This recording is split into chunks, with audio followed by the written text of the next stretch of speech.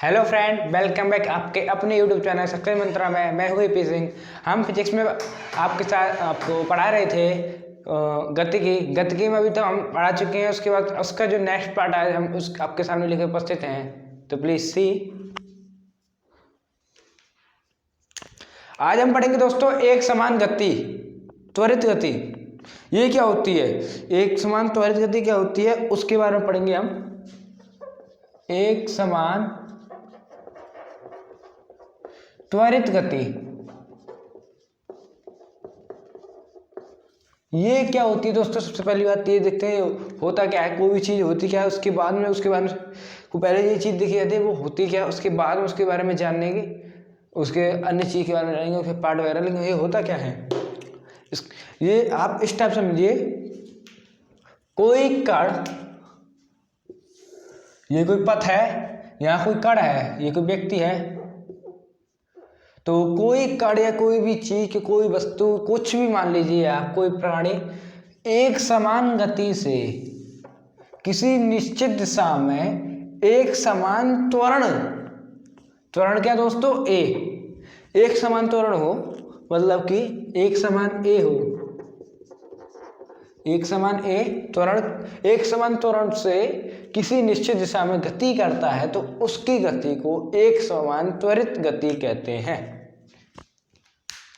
एक समान त्वरित गति की डेफिनेशन से आप जान दोगे, एक समान त्वरण से किसी निश्चित दिशा में गति। तो दोस्तों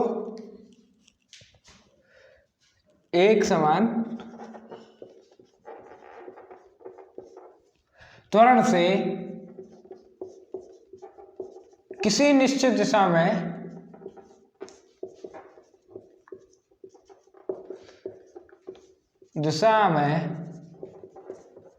गति को ही हम एक समान त्वरित गति कहते हैं। अब अगला पॉइंट आता है दोस्तों, इसके कुछ कंडीशन होते हैं जिनको कहते हैं न्यूटन के नियम या फिर आप कह सकते हैं इनमें कुछ समीकरण होते हैं गतिकी के समीकरण। वो गति के समीकरण कौन कौन से हैं? मोस्टली 3 टाइप के होते हैं, लेकिन जो दूसरा समीकरण होता है उससे हमारा एक चौथा बन जाता है, उसको भी मैं आपको बताऊंगा। तो गति के समीकरण लिख दीजिए, गतिकी के समीकरण लिख दीजिए। बात देखिए दोस्तों, समीकरण आप इस टाइप से भी लिख सकते हैं या फिर मैं पूरा लिख दूंगा इसको, क्योंकि गति के समीकरण पूरा नहीं, आपसे कोई दिक्कत नहीं। पहले दोस्तों मैं आपको बता दूं इसमें कौन कौन सी चीज यूज होती है उसके बारे में, वो मैं साइड में आपको बता देता हूं। पहला समीकरण है b बराबर u plus A T. Okay दोस्तों, v बराबर u plus A T. Second समीकरण है दोस्तों हमारा इसमें, वो है s बराबर U T plus half A T square. जो थर्ड समीकरण आता है दोस्तों वो है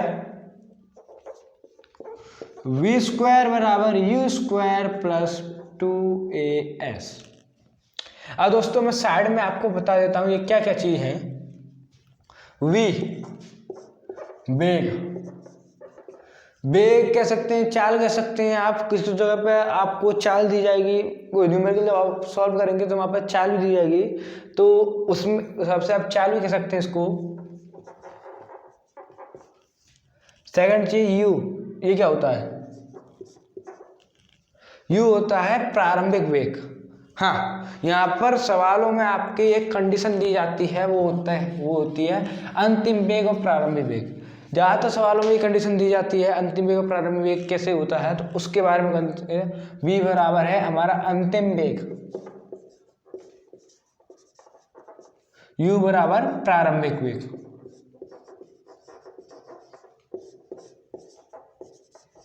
ओके दोस्तों, अगला पॉइंट है हमारा ए होता है त्वरण। इस त्वरण के बारे में एक पॉइंट आपको लिखा दूं, अगर ए नेगेटिव में हो दोस्तों, क्या ए अगर नेगेटिव में हो तो उसको मंदन कहते हैं। ये भी त्वरण का ही पॉइंट है, ए माइनस ए लिख सकते हैं आप इसको, माइनस ए, इसको भी इधर को लिख दिया मैंने, ये भी एक त्वरण का ही पॉइंट है। अगला है एस, एस होता है दोस्तों विस्थापन, कुछ जगह पर दूरी भी लिखा होता है तो विस्थापन और दूरी बात इसमें जो न्यूमेरिकल सॉल्व करते थे वहाँ पे एक ये दिया जाता है तो बात एक ही बनती है विस्थापन दूरी में। कुछ सब जगह देखना पड़ता है कि विस्थापन है कि दूरी है, बट ज़्यादातर विस्थापन दूरी में कोई फर्क नहीं होता। न्यूमेरिकल करते समय आप कभी भी न्यूमेरिकल करें तो उसके टाइम पे मैं आपको ये बता रहा हूँ। चौथी कंडीशन दोस्तों, इस सेकंड वाली कंडीशन के हिसाब से चौथी कंडीशन बनती है, अगर कोई वस्तु nवें सेकंड में दूरी तय करती है तो उसकी nवें सेकंड में तय की गई दूरी कितनी होगी, वो कंडीशन बनती है। तो उसके लिए फॉर्मूला है दोस्तों Sn = u + ½ n2n - 1 square a। Okay दोस्तों, ये कंडीशन होती है। सॉरी, यहाँ पर होल स्क्वायर नहीं होगा,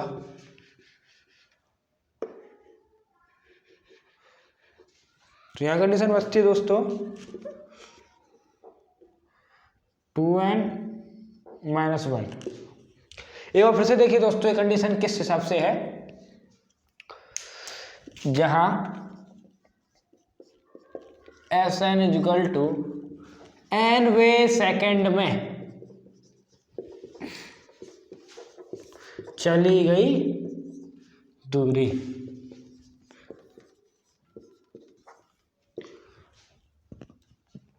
तो दोस्तों कोई वस्तु nवें सेकंड दूरी तय करती है, उसमें सवाल पूछा जाता है कि वो nवें सेकंड में इतनी दूरी तय करती है, 2 किलोमीटर दूरी तय करती है, मतलब 2 मीटर दूरी तय करती है, तो उसकी प्रारंभिक वेग बताइए, त्वरण बताइए, या फिर n सेकंड का मान बताइए, n सेकंड का मान बताइए, या फिर कितनी, अगर ये दिया जाता है, क्योंकि इसमें 1 2 3 4 पॉइंट है दोस्तों, 4 पॉइंट में से 3 दिए होते हैं सवाल में और 1 निकालना होता है न्यूमेरिकल में। और सवाल हमेशा आप देखेंगे एयरफोर्स का जो भी सवाल आता है वो ज़्यादातर सवाल ऐसे होते हैं कि दोनों को मिक्स करके दिया जाता है, अर्थात उसमें S दिया होगा, V दिया होगा, A दिया होगा, T दिया होगा, मतलब S दिया होगा, V दिया होगा और AT दिया होगा। U निकालना हो, पहले आप U यहाँ से निकालेंगे इस वाले फॉर्मूले से, फिर इसमें रखेंगे, या फिर आपके कुछ न्यूमेरिकल में मैं सीरियली बताऊं तो ये ऐसा होता है कि V दे देता है, A दे देता है, T दे देता है। तो सबसे पहले आप U का मान निकालेंगे, फर्स्ट फॉर्मूला करेंगे निकाल के, क्योंकि ये इसका U का मान निकालेंगे, U का मान फिर इसमें रखेंगे तो S का मान निकलेगा हमारा दोस्तों। इस टाइप से सवाल को सॉल्व किया जाता है। तो आप 3 कंडीशन है, इन 3 कंडीशन को जब भी आप सॉल्व करें, न्यूमेरिकल को सॉल्व करें, तो मैं हमेशा से कहता आया हूँ कि आपके जो मान है उनको पहले लिख लें। जैसे कि उसमें दूरी दिया है और दूरी दिया है, अंतिम वेग दिया, प्रारंभिक वेग दिया, जो भी दिया है उसको पहले लिख लें, पॉइंट आउट कर लें। ओके दोस्तों, उसमें 3 चीज़ दी जाएंगी तो 3 चीज़ लिख लें, और फिर उसके बाद देखें कि पूछ क्या रहा है, वो चौथी चीज़ पूछ रहा है उसको भी लिख लें। 4 चीज़ आप नंबर बाई नंबर जब आप लिख लेंगे तो यहाँ पर क्या हुआ कि आप उन चारों चीज़ों को ये देखें कि इन तीनों समीकरण में से किस में वो आपकी चारों चीज़ें मिल रही हैं।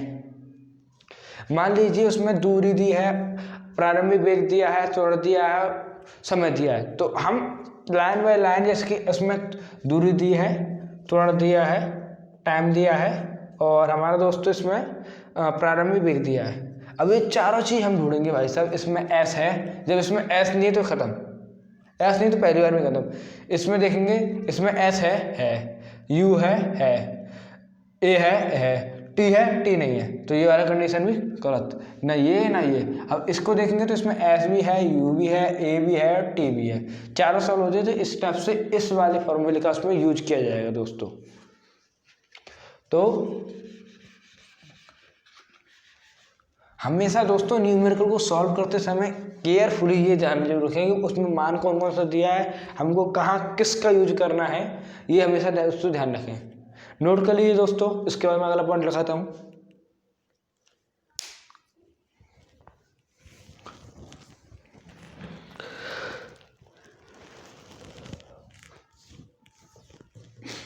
अगला पॉइंट है दोस्तों गुरुत्व के अंतर्गत गति। गुरुत्व जानते हैं दोस्तों, गुरुत्वाकर्षण के रूप में जो हर किसी पिंड में गुरुत्वाकर्षण बल होता है, जो पिंड जितना बड़ा होता है उसमें उतना ही ज्यादा गुरुत्वाकर्षण बल होता है।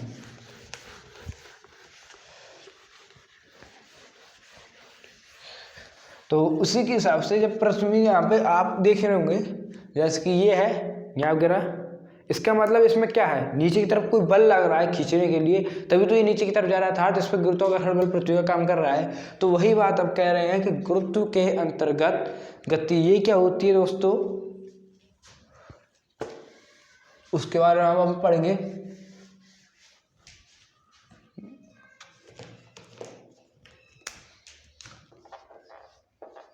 गुरुत्व के अंतर्गत गति। अब देखिए दोस्तों,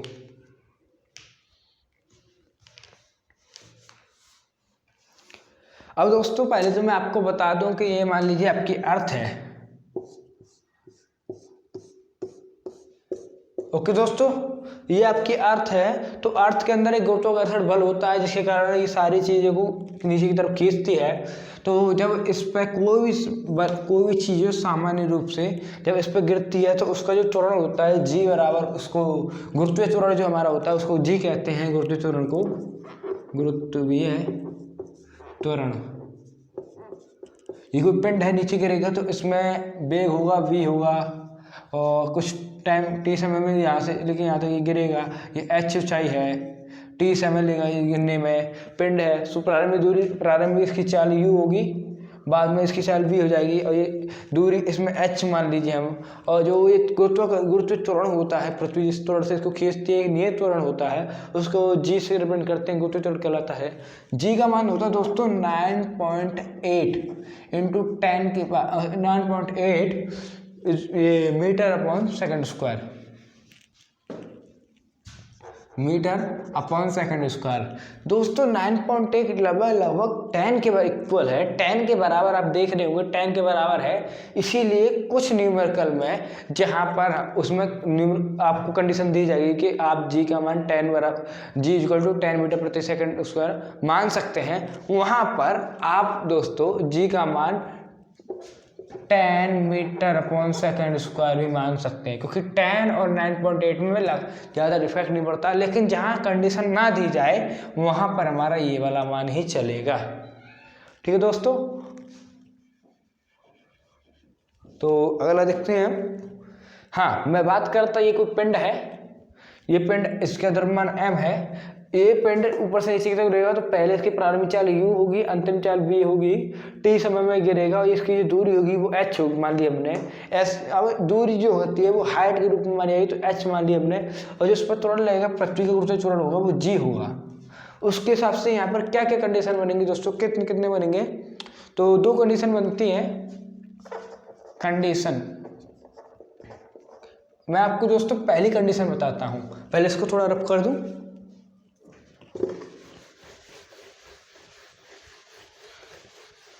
हाँ, तो दोस्तों पहली कंडीशन है, यदि वस्तु ऊपर से नीचे की ओर गिरे, यदि वस्तु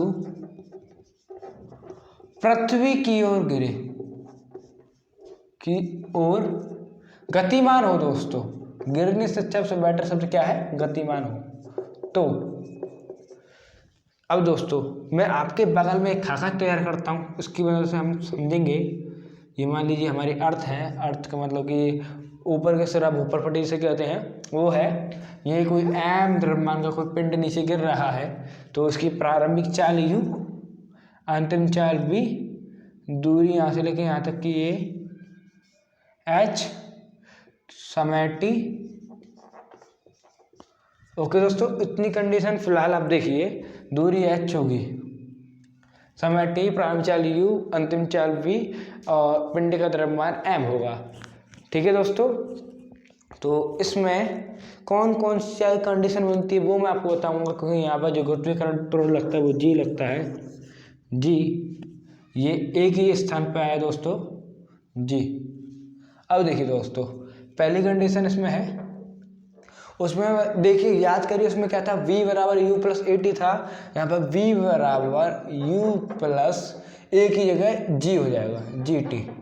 चेंज क्या हुआ दोस्तों, s की जगह h हो जाएगा और g की जगह a की जगह h हो जाएगा, सॉरी a की जगह g हो जाएगा दोस्तों। दूसरी कंडीशन, h बराबर ut plus half G T square, G T square हो जाएगा दोस्तों। तीसरा है बी स्क्वायर बराबर यू स्क्वायर प्लस 2JH। ये 3 कंडीशन है दोस्तों। जो वस्तु ऊपर से, जैसे कि कोई वस्तु है ऊपर से नीचे की ओर गिर रही है, इस कंडीशन में जो इस पे जो गति है, ये सब जो नियम लागू करेंगे वो ये 3 नियम लागू करेंगे दोस्तों। बहुत इंपॉर्टेंट है, जरूर लिखिए। इसके बाद मैं अगला पार्ट कराता हूँ। अब दोस्तों अगला पार्ट है कंडीशन तो आती है दूसरी। इसी में कंडीशन दूसरी आती है,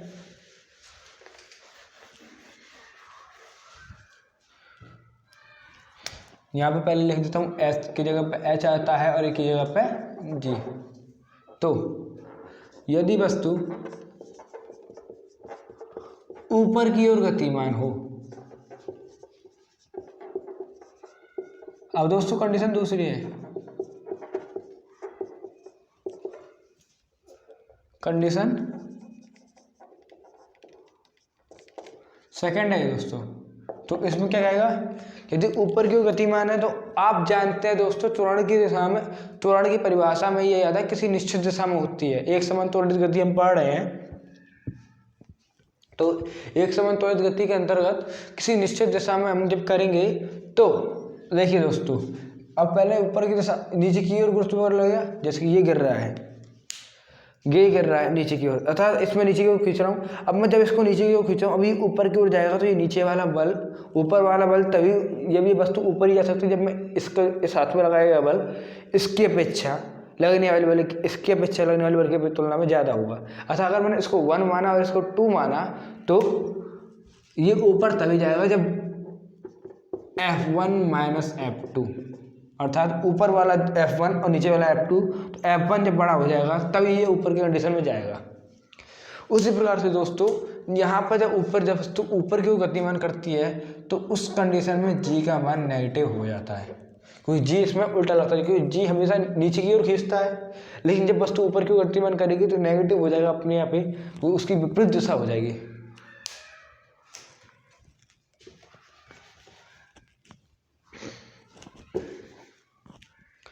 ठीक है, तो देखिए, तो मैं पहला वाला लिखा देता हूँ, v बराबर u प्लस नहीं आएगा दोस्तों यहाँ पर, अभी आप प्लस भी करिए तो माइनस जी टी।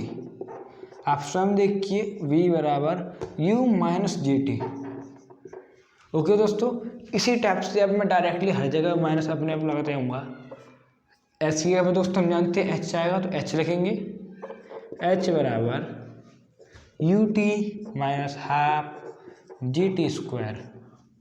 और तीसरी कंडीशन आती है दोस्तों, वी स्क्वायर बराबर यू स्क्वायर माइनस 2AH। इन तीनों कंडीशन को दोस्तों याद लिख लीजिए, नोट कर लीजिए, या स्क्रीनशॉट ले लीजिए, जो आप लेना चाहते हैं वो ले कर लीजिए।